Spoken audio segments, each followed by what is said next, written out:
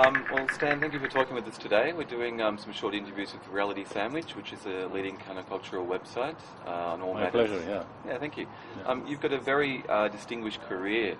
I guess I was thinking really you're almost one of the titans that left of, your entire career. But it's been decades and decades of really fundamental work to really look at what the psychedelic experience is all about. Could you just maybe tell us a bit of the origins? Like you started off in Czechoslovakia? I was born in Prague, Czechoslovakia. I got my scientific training there. I got an MD degree from Charles University School of Medicine. And then later I got a PhD, which was called Doctor of Philosophy and Medicine from the Czechoslovakian Academy of Sciences. And what made you move towards psychedelic research? Because that happened early on in your career, didn't it? Well, I originally wanted to work in animated movies, believe it or really? not. Yeah, I love to draw, I love to paint. Wow. And after I finished, it's called gymnasium, which is not, gymnasium here is, about physical exercise, but gymnasium in Europe is sort of parallel to high school. So I finished this gymnasium, and I had my interview with a guy who was my hero, was a wonderful Czech artist who was doing animated movies, and I was accepted. I was supposed to start in the Prague Film Studios, and just at that time a friend of mine gave me introductory lectures to psychoanalysis by Freud. Right. And I started reading it in the evening, and I read through the night, and within several days I decided that this is what I'm going to do. Right. So that was psychoanalytical. Was LSD on the scene then? Because Czechoslovakia had a research community. This was later. Then I was a fourth year medical student when I started going to psychiatric clinic for when people in medical studies they choose their discipline, then you have the possibility of get some sort of advanced training while you're still studying medicine. Yeah. And the man who was my preceptor got a supply of LSD from Sandoz. Right. And what was your first experience like with LSD yourself? 56. So very, very shortly, because they didn't sort of allow students to have it. So just very, very several weeks after I got my MD degree, I decided to take LSD. So I was really fascinated by it. And it was actually not just LSD. I had to agree to be exposed to powerful stroboscopic light. Right. Because my teacher, my preceptor, was studying what's called entrainment or driving of brainwaves. And, if you can induce certain kinds of frequencies in the brainwaves. And he wanted to see how ingestion of LSD would change it. Do you think, because that was a model that was used at the start, I remember in Harvard as well, and it's coming full circle again now, that the doctor and the patient shouldn't be separated. It's like you should go on the journey as well with the patient, if that you dose yourself as well. I don't think that's coming back, no. I know, well, MAPS is sponsoring the use of physicians and the practitioners taking MDMA, maybe not with the patient yet, but they're edging towards a model which may be more interactive. I don't think so. I think we always believe that in order to work with psychedelics, you have to have personal experience. I mean, otherwise, you would be like pre-adolescent consulting people on their sexual life or something like that. You really have to know what you're working with. But we never advocated that you should take it with patient, because it's an opportunity for you to go deep, and if you have to sort of perform some task on the outside, it takes away from your own experience. Sure. So you did a lot of research. Even in Leary, Leary is the prison project. They were taking it with the clients, and that they found out that the one who was under the influence of psychedelics was not really the best therapist. So they were bringing a guy who was not on the third person, who was sort of like supervising the whole thing. Yeah. So you did a lot of research with LSD and different altered states of mind, but then that closed down when it was made illegal in '66. Yeah. The research continued to the early '70s. You were still doing some research. When I came in '67. So that project was the last surviving official project in Maryland Psychiatric Research Center. And what do you think? There was like so many thousands of case studies done with LSD for different case studies, and all that knowledge seemed to be just discarded by the powers that be at the time. Well, there was, for example, if you look at the study of complications, Sidney Cohen was one of the early pioneers, collected data from 25,000 sessions with mescaline and LSD. Wow. And wrote a paper on it, and there was minimum complications in terms of prolonged reactions, flashbacks, suicidal attempts, and so on.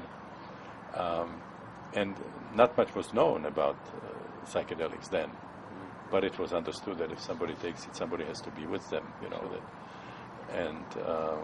that they were kept overnight, and then in the morning somebody checked how they were, and then before they went home, and the complications were absolutely minimal. How did you, and I guess also the research community, feel when such legitimate work was being done with psychedelics as a medicinal tool, all those case studies we just mentioned, and yet because of the politics, did you feel betrayed by the science? It didn't stand up for the science of it? Well, it's just idiotic. It would be like having a bunch of teenagers breaking into an X-ray laboratory, starting playing with X-rays, and there would be headlines, teenagers burned by X-rays dangerous. You would outlaw Röntgen, when it's understood that it's a powerful tool and you have to know something about how to use it. So to outlaw psychedelics on the basis of what was happening when people were taking it completely without any kind of supervision and unknown dosages, unknown quality, and sort of use that as a basis of suppressing scientific research was just bizarre. I guess there's always an equal and opposite reaction to things. When that vacuum that was created by LSD disappearing, you moved into other modalities and you founded the holotropic breathwork model. Yeah. And that's been a very profound extra tool for people to alter their consciousness. Yeah, well, it's amazing because it's very, very powerful. It's very simple, and it's unlikely that there would be any time soon speed limit for breathing. Or they can't ban breathing. That you couldn't play music, and there's some question about touching, whether you can touch people or not. But we have taken it out of the professional area. We developed it at Estland, and we don't talk about patients, doctor-patient. We don't talk about therapy. We talk about self-exploration. Experiment in self-exploration. A group of people come together and they set their own rules. We're going to sit for each other, breathing, and touching is okay. But if you would do it, as a doctor with patients and so on, then you run into problems even with touching. Yeah. And so, do you think now that it seems like the MAPS conference here has been a focal point for the scientific community to almost come out of the closet again about psychedelics? It's very upfront. There's some studies away all around the world with different chemicals that MAPS is sponsoring.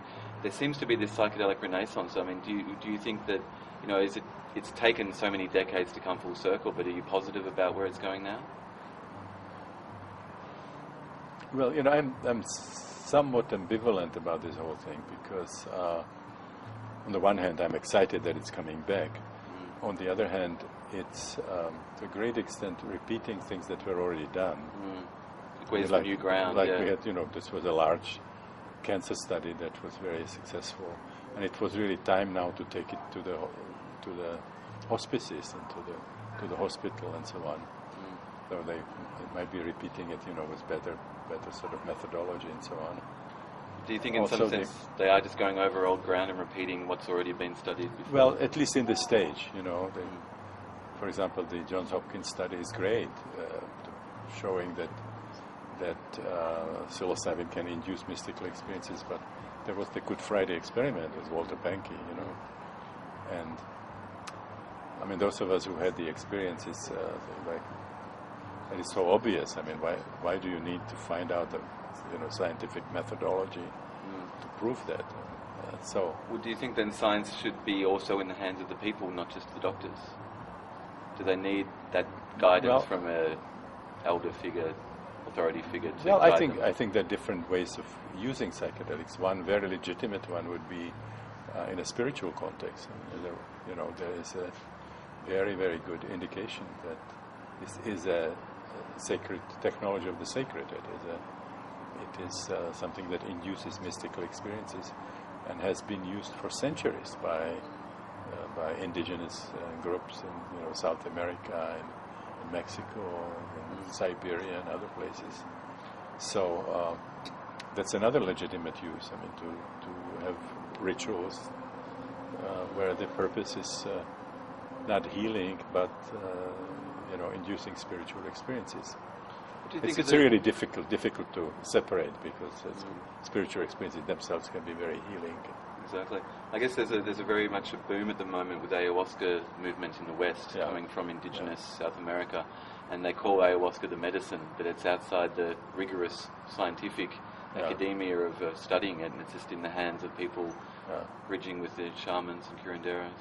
But as you say, it's still and people in pre-literate cultures learn how to use psychedelics very effectively, so you don't really have to have university education, but in our kind of culture, so it becomes necessary. Generally, what do you think is the brightest future you can imagine for psychedelics being a useful tool for humanity? What would be the brightest future, like the best path you think for the psychedelic community to travel? Well, one of the things I would do is to create a network of centers where people who want that experiments for whatever reason, for spiritual purposes, for healing purposes, for artistic purposes, as artistic inspiration, scientific inspiration, could go and have experiences with good substances, in a decent set and setting and so on, rather than going and having to do it in raves and so on. And you would have a situation where the material that would be accumulated could be used to promotion of our knowledge about the psyche and consciousness. And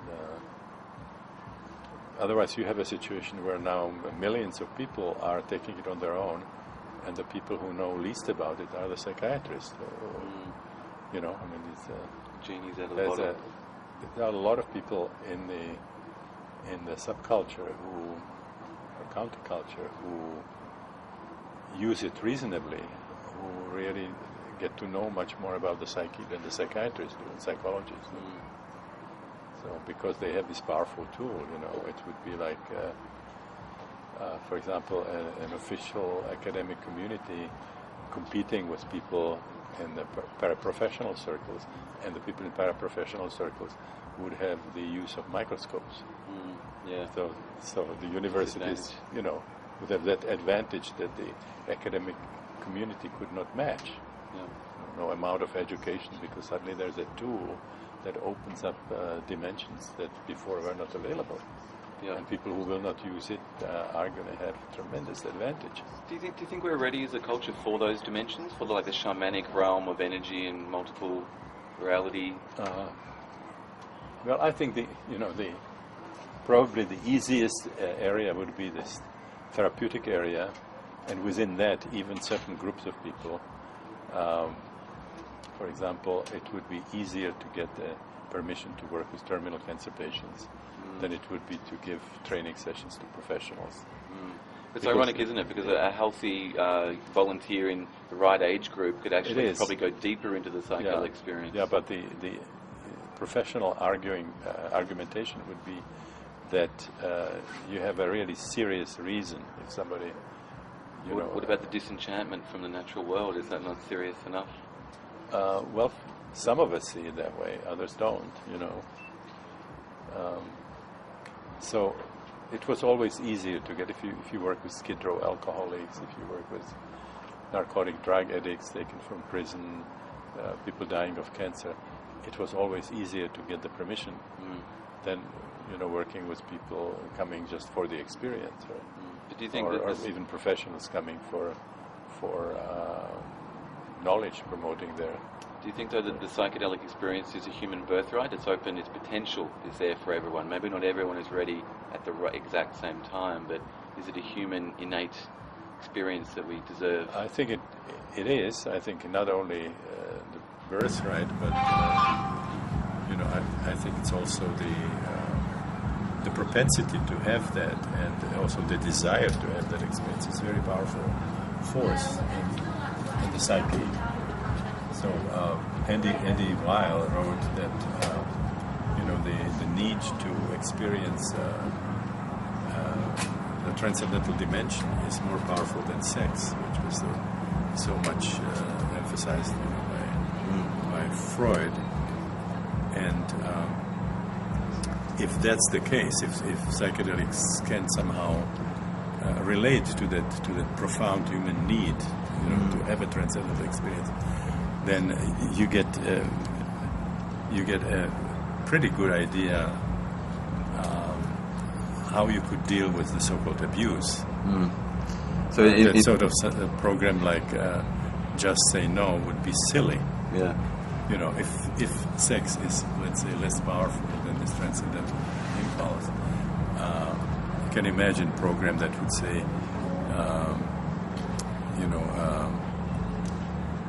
just say more. A masturbation-free America, just say no. Yeah. You would not have a lot of followers there. Yeah. So the only way that you can sort of combat masturbation is offer access to mature sexual experience. So the same way to combat the need to take psychedelics, the only thing would be you provide access to spiritual experience. Possibly the holotropic breathwork in that direction. People can have spiritual experience. So the God drive is stronger than the sex drive. But just say no, just to take away the psychedelic tools and not offering anything that would satisfy. Yeah.